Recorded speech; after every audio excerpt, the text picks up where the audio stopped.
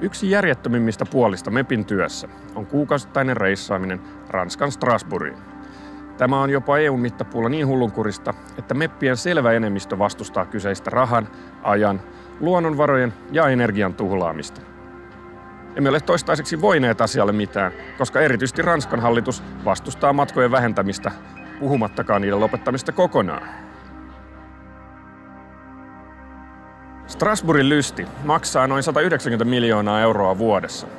On ristiriitaista, että EU, joka vaatii muuta maailmaa sitoutumaan merkittävään hiilidioksidipäästöjen vähentämiseen, syyllistyy itse kuukausittain tällaiseen turhaan lentämiseen ja autoiluun sekä kokonaisen ylimääräisen parlamenttirakennuksen ylläpitoon. Strasbourgin täysistuntoviikolla tehdään suurin osa parlamentin päätöksistä äänestämällä yhdellä istumalla jopa sadoista yksittäistä kohdista 3 päivänä peräkkäin.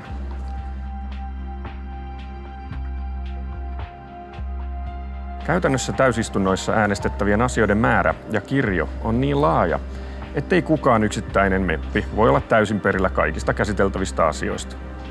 Isommissa poliittisissa ryhmissä seurataankin usein ryhmän yhteistä linjaa, eivätkä mepit välttämättä tiedä ollenkaan, mistä äänestävät. EFD-ryhmässä ei ole tällaista ryhmäkuria, ja jokainen meppi tai maadelegaatio äänestää kuten parhaaksi katsoo. Parlamentissa on 750 meppiä, joista 29 on edustamani EFD-ryhmän jäseniä ja vain 13 suomalaisia.